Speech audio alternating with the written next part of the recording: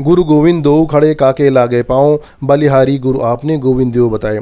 ओम नमस्कार मित्रों, आज की वीडियो में जानकारी लेके आए हैं कि आध्यात्मिक गुरु क्या होता है, किसे गुरु बनाना चाहिए, गुरु धारण क्यों करना चाहिए, गुरु धारण करने से आपके जीवन में क्या क्या सकारात्मक परिवर्तन होता है। वीडियो को लाइक कर दीजिए, चैनल को सब्सक्राइब कर लीजिए। चलिए वीडियो को शुरू करते हैं। सबसे पहले बात करते हैं कि आध्यात्मिक गुरु क्या होता है। जो भी व्यक्ति आध्यात्मिक यानी कि सामान्य सी पूजा पाठ करते हैं, उनको सनातन में धर्म में आस्था है, विश्वास है। हमारे जीवन का वास्तविक उद्देश्य मोक्ष की प्राप्त करना होता है, जिससे हम 84 लाख योनियों के जीवन मरण के चक्र से मुक्त हो सकें। मरने के बाद हम अपनी सदगत को प्राप्त हो सकें, शिवलोक वैकुंठ लोक को प्राप्त कर सकें, धर्म के मार्ग में चलते हुए अपना जीवन यापन करें। ये पूरा संसार विष्णु भगवान की माया से घिरा है, जिसके कारण हम अपने जीवन की वास्तविकता समझ नहीं पाते हैं। आपने अक्सर महसूस किया होगा, जब भी आप किसी शव यात्रा के माध्यम से शमशान घाट में जाते हैं, वहाँ आपको एक विचार आता है कि संसार में कुछ नहीं रखा है, सब कुछ व्यर्थ है, अंत में मरना ही है। जैसे ही आप शमशान घाट से बाहर आते हैं, फिर वापस माया का आवरण आप पर चढ़ जाता है। सबके भाग में गुरु नहीं होते हैं। हरि कथा हरि कृपा अनंता, बिनु हरि कृपा मिले नहीं संता। यानी बिना प्रभु की इच्छा से संत और यानी अच्छे लोगों की संगत आपको नहीं मिलती है। आध्यात्मिक गुरु के माध्यम से आप परमपिता परमेश्वर से जुड़ सकते हैं। मित्रों, अब बात करते हैं कि हमें किसे गुरु बनाना चाहिए। आजकल मार्केट में गुरुओं की भरमार है। कोई तंत्र सिखा रहा है, कोई कुछ सिखा रहा है, कोई जादू सिखा रहा है, कोई काला जादू सिखा रहा है। मार्केट में बहुत सारे गुरु हैं, वो आप पे डिपेंड करता है आप क्या चाहते हैं, आपको क्या बनना है, आप क्या सीखना चाहते हैं। मैं किसी संस्था या संप्रदाय का नाम नहीं लेना चाहता हूं। आप किसी भी सनातनी को अपना गुरु इस उद्देश्य से बनाएं, जिससे आपकी आध्यात्मिक उन्नति हो सके और आप मोक्ष को प्राप्त कर सकें। मित्रों, गुरु धारण करने से आध्यात्मिक उन्नति के साथ साथ भौतिक उन्नति भी होती है। अपना मन साफ रखें। छल कपट द्वेष ईर्ष्या अहंकार चालाकी होशियारी, इन सभी अवगुणों से दूर रहें, तभी आपकी आध्यात्मिक उन्नति होगी। अब बात करते हैं गुरु धारण क्यों करना चाहिए। देखिए, बात 100% सत्य है। गुरु धारण करने से आपके आध्यात्मिक जीवन के साथ साथ भौतिक जीवन में भी उन्नति होती है, इसमें कोई संशय नहीं है।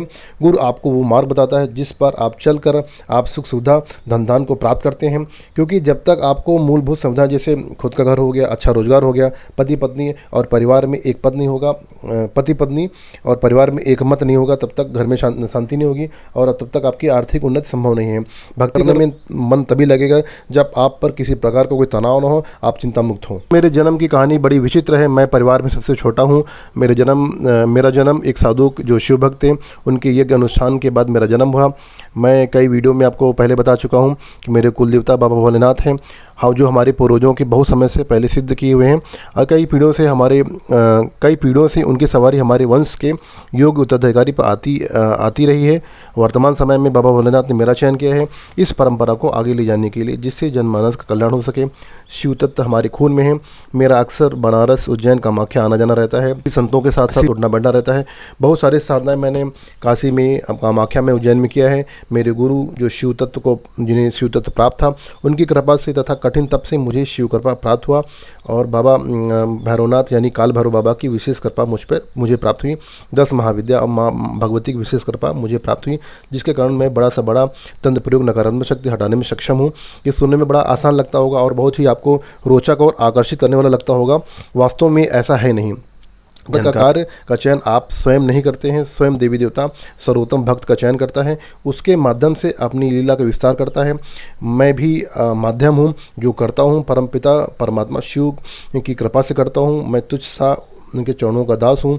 मेरी या किसी की क्या औकात है जो किसी के जीवन में सकारात्मक परिवर्तन ला सके। ये सब देव कृपा से संभव होता है। मेरे लिए शिव और माता भगवती ही सब कुछ है। माता पिता है मेरे, इनकी प्रेरणा से मैं जन कल्याण का कार्य करता हूँ। बहुत से लोग मुझसे कहते हैं कि इतनी अच्छी नौकरी कर रहे हो, ये सब करने की क्या ज़रूरत है, 8 से 10 घंटा पूजा क्यों करते हो, और क्या आपको ज़्यादा पैसे कमाने हैं क्या। और एक सब्सक्राइबर ने मुझसे पूछा था कि आप साधना करते हैं तो आपको क्या मिला है। तो चलिए मैं आपके हर प्रश्न का उत्तर देता हूँ। जिसके भाग में जो लिखा होता है वो करता है। जरूरी नहीं कि व्यक्ति जीवन भर एक ही व्यवसाय करता रहे, एक ही नौकरी करता रहे। भक्ताई अगर इतना आसान होता मित्रों, तो हर गली मोहल्ले में भगत होते। मैं आपसे प्रश्न पूछता हूँ, आप में से कितने लोग हैं जो 2 घंटा रोज पूजा कर पाते होंगे।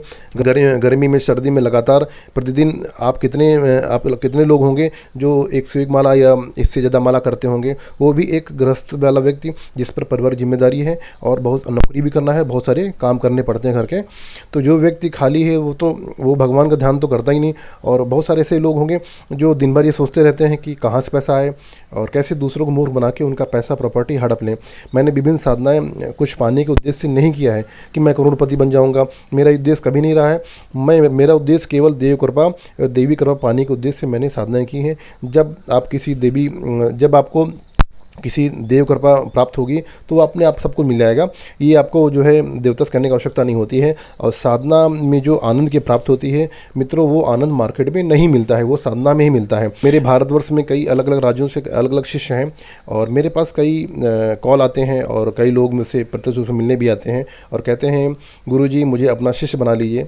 और कुछ लोग कन्फ्यूज भी रहते हैं, कहते हैं कि आपको गुरु बनाए या ना बनाए, कुछ समझ में नहीं आ रहा है। तो मैं उनसे इतना कहता हूँ कि अगर आपकी आत्मा कहती है कि ये व्यक्ति अच्छा है और ये मुझसे श्रेष्ठ है और इससे मेरी आध्यात्मिक उन्नति हो सकती है और इस व्यक्ति से मुझे आध्यात्मिक ज्ञान की प्राप्त हो सकती है, तो ज़रूर मुझे गुरु बनाइए। यदि आपको लगता है कि मैं बहुत काबिल हूँ और मैं बहुत ज़्यादा एजुकेटेड हूँ, मेरे पास कई सारी डिग्रियाँ हैं, मैं तो बहुत बड़ा आदमी हूँ और मैं तो बहुत ज़्यादा विद्वान हूँ, तो ऐसे जो महापुरुष हैं ऐसे लोगों को मेरा प्रणाम है और ऐसे लोगों को तुरंत गुरु बन जाना चाहिए और तुरंत शिष्य अपने नीचे बना लेनी चाहिए।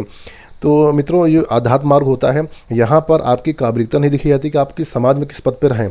मरने के बाद आप जिस गति को प्राप्त होंगे उसको ऊपर जाके क्या कहेंगे कि मैं डीएम था, एसडीएम था, ये सब पीसीएस था, मैं बहुत बड़ा व्यापारी था।